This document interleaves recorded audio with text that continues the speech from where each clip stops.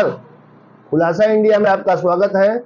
राजनीति की पाठशाला और राजनीति करे में हम आपको बताएंगे कि देश में लोकसभा चुनाव 2024 का 5वां चरण का प्रचार आज थम जाएगा और 20 मई को मतदान होंगे। ये जो मतदान होंगे ये 8 राज्य और केंद्र शासित प्रदेश के 49 सीटों पे मतदान होंगे। चुनावी मैदान में कुल 695 प्रत्याशी का भाग्य का फैसला वोटरों की वोट की चोट से होगा। लोकसभा चुनाव के 5वें चरण के तहत 20 मई को 49 सीटों पर मतदान होना है। 6 राज्यों और 2 केंद्र शासित प्रदेशों में 695 कैंडिडेट्स की किस्मत ईवीएम में कैद होगी। इस दौरान रायबरेली, अमेठी समेत कई हाई प्रोफाइल सीटों पर भी वोटिंग होगी। इस चरण में महाराष्ट्र, बिहार, जम्मू कश्मीर, झारखंड, लद्दाख, उड़ीसा, उत्तर प्रदेश और पश्चिम बंगाल में वोटिंग होनी है। लोकसभा चुनाव का प्रचार अपने चरम पर है। 5वें दौर का चुनाव आज शनिवार शाम को थम जाएगा। 5वें दौर में जिन सीटों पर मतदान होना है उनमें उत्तर प्रदेश की 14 सीटें हैं, महाराष्ट्र की 13 सीटें हैं, पश्चिम बंगाल की बात करें तो 7 सीट पे वहां पर मतदान होगा, बिहार और उड़ीसा की 5-5 सीटों पे मतदान होना है। इसके अलावा झारखंड की 3 सीट है, जम्मू कश्मीर और लद्दाख की 1-1 सीट है। इस तरह कुल 49 लोकसभा सीटों पे मतदान होने हैं। और साल 2019 की बात करें तो कुल 62.01% मतदान यहाँ पर दर्ज किया गया था। सबसे ज्यादा मतदान पश्चिम बंगाल में हुआ था, 80.13% हुआ था। वहीं 34.6% वोटिंग के साथ जम्मू कश्मीर इस सूची में सबसे नीचे था। 5वें चरण का मतदान पूरा होते ही देश की 543 लोकसभा सीटों में से 428 सीटों पर संपन्न हो जाएगा चुनाव। देश की इन सीटों पर होगा मतदान 20 मई को। उत्तर प्रदेश की जो 14 सीटें हैं वो लखनऊ है, अमेठी है, रायबरेली है, मोहनलालगंज है, जालौन है, हामिरपुर, बादा, कौशाम्बी, फतेहपुर, गोंडा, बाराबंकी, कैसरगंज, फैजाबाद। ये उत्तर प्रदेश की 80 सीटों में कुल 14 सीटें हैं जिसमें 20 मई को 5वें चरण पर मतदान होना है। अब हम बात करें 2019 के चुनाव में बीजेपी इन 14 सीटों में 13 सीटें जीती थी और सिर्फ रायबरेली की सीट सोनिया गांधी के खाते में गई थी। बिहार की बात करें तो बिहार में जो 5 सीटें हैं, मुजफ्फरपुर, सारण, सीतामढ़ी, हाजीपुर और मधुबनी। जम्मू कश्मीर में 1 सीट लद्दाख पे चुनाव होने हैं। झारखंड की जो 3 सीटें हैं वो चतरा, कोडरमा, हजारीबाग। इसमें 2019 के चुनाव में ये तीनों सीटें भारतीय जनता पार्टी के खाते में गई थी। उड़ीसा की बात करें तो बारगढ़, अस्का, कंधमाल, बोलगिर, सुंदरगढ़, ये 5 सीटें उड़ीसा की हैं। महाराष्ट्र में 13 लोकसभा सीटें हैं और 2 सीटें हैं वो अधिकतर मुंबई की हैं। मुंबई उत्तर, मुंबई उत्तर पश्चिम, मुंबई उत्तर पूर्व, मुंबई उत्तर मध्य, मुंबई दक्षिण मध्य, मुंबई दक्षिण, ठाणे, कल्याण, पालघर, धुले, डिंडौरी, भिवंडी और नासिक। ये महाराष्ट्र की 13 सीटें हैं और ये सब मुंबई की लोकसभा सीटें हैं।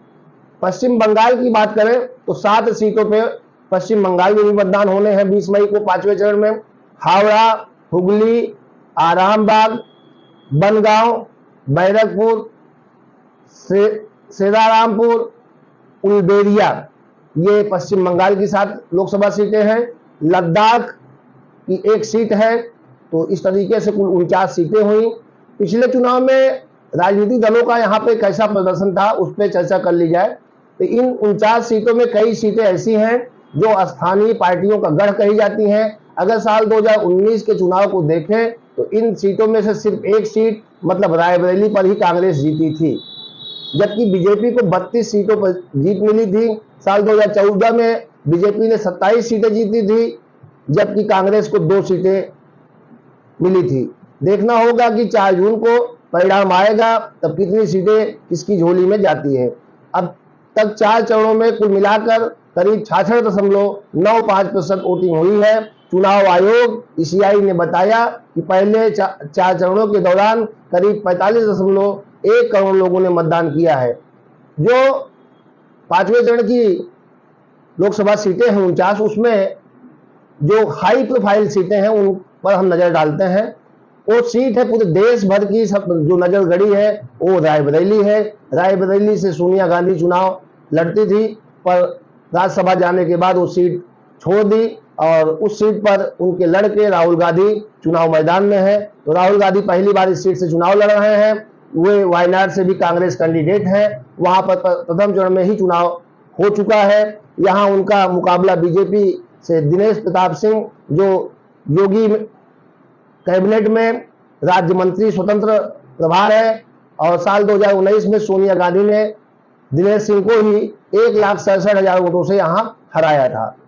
अमेठी पर आते हैं। अमेठी लोकसभा सीट भी कांग्रेस की गढ़ कही जाती है। कांग्रेस के युवराज राहुल गांधी यहां से 2004, 2009, 2014 3 बार चुनाव जीते हैं। स्मृति ईरानी लगातार दूसरी बार यहां से सांसद बनने की कोशिश कर रही हैं। उनका मुकाबला गांधी परिवार के विश्वस्त और कांग्रेस नेता किशोरी लाल शर्मा से है। साल 2019 की बात करें तो ईरानी ने राहुल गांधी को यहां से 55,000 वोटों से हराया था।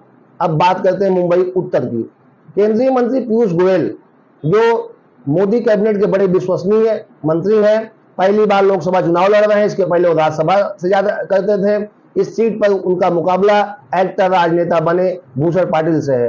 पिछले चुनाव में इस सीट पर बीजेपी के गोपाल शेट्टी ने कांग्रेस कैंडिडेट और एक्ट्रेस उर्मिला मातोंडकर को 4,65,000 से हराया था। अब बारामूला पर आते हैं। बारामूला लोकसभा सीट, यहां से नेशनल कॉन्फ्रेंस की तरफ से उमर अब्दुल्ला चुनाव लड़ रहे हैं। सारण की बात करें, सारण लोकसभा, इस सीट पर लालू प्रसाद यादव की बेटी रोहिणी चुनाव लड़ रही हैं। आरजेडी के टिकट पे मैदान में है। उनका मुकाबला मौजूदा सांसद राजीव प्रताप रूडी से है, जो लगातार 2 चुनाव यहां तक जीत चुके हैं। लखनऊ की बात करें, जो भारत रत्न पूर्व प्रधानमंत्री पंडित अटल बिहारी वाजपेयी की सीट कही जाती है, उनकी खड़ाऊ लेकर राजनाथ से पहले लालजी टंडन यहां से चुनाव जीत चुके हैं। यानी लखनऊ की जनता, लखनऊ की मतदाता अटल बिहारी वाजपेयी को अपने हृदय में बसाया करती थी। उनके खड़ाऊ को उनका उम्मीदवारी मानकर लालजी टंडन को भारी मतों से जिताया था। तो 2019 में राजनाथ लखनऊ आते हैं और लखनऊ सीट से चुनाव जीतते हैं। दूसरी बार लखनऊ सीट पर नामांकन किए हैं और ये लखनऊ से चुनाव लड़ रहे हैं। इस सीट पर समाजवादी पार्टी से रविदास मल्होत्रा, बीएसपी के उम्मीदवार सरवर मलिक हैं। ये भी बहुत महत्वपूर्ण सीट है। कैसरगंज की बात करें, कैसरगंज लोकसभा सीट बड़ी विवादों में रही और अंतिम दिन तक वहां पर सांसद ब्रिजभूषण शरण सिंह का टिकट विवाद में फंसा था। अंतिम समय में भाजपा ने उनके बेटे कर्णभूषण को टिकट दिया और भाजपा को उम्मीदवार बनाया। उनका मुकाबला समाजवादी पार्टी के भगत राम मिश्रा और बीएसपी के नयन पांडे से है। फतेहपुर की बात करें तो फतेहपुर की केंद्रीय मंत्री और मौजूदा सांसद साध्वी निरंजन ज्योति हैं और ये यहाँ पर सांसद रह चुकी हैं। पिछली बार भी ये 2 बार से यहाँ पे चुनाव जीत रही हैं। उनका मुकाबला समाजवादी पार्टी के पूर्व प्रदेश अध्यक्ष नरेश उत्तम पटेल से है। मुंबई उत्तर मध्य की बात करें तो यहाँ से बीजेपी के प्रसिद्ध पब्लिक प्रोड्यूसर उज्जवल निगम को उम्मीदवार बनाया गया है। उनका मुकाबला यहाँ Mumbai regional Congress committee president Varsha Gaikwad से है। पिछले चुनाव में इस सीट पर बीजेपी की पूनम महाजन ने कांग्रेस की प्रिया दत्त को, संजय दत्त की जो बहन थी, सुनील दत्त की बेटी थी, 1,30,000 वोटों से हराया था।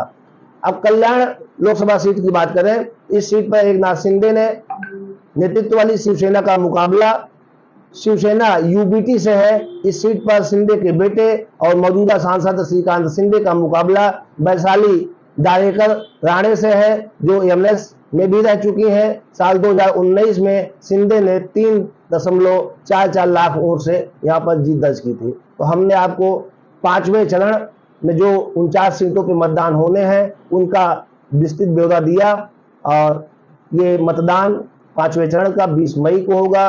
तो हम खुलासा इंडिया के माध्यम से सभी मतदाताओं से ये अपील करना चाहते हैं कि अधिक से अधिक मतदान करें, पहले मतदान करें, फिर आकर घर पे जलपान करें, क्योंकि लोकतंत्र का महापर्व तभी सफल होगा जब अधिक से अधिक संख्या में आप मतदान करेंगे। बहुत बहुत धन्यवाद।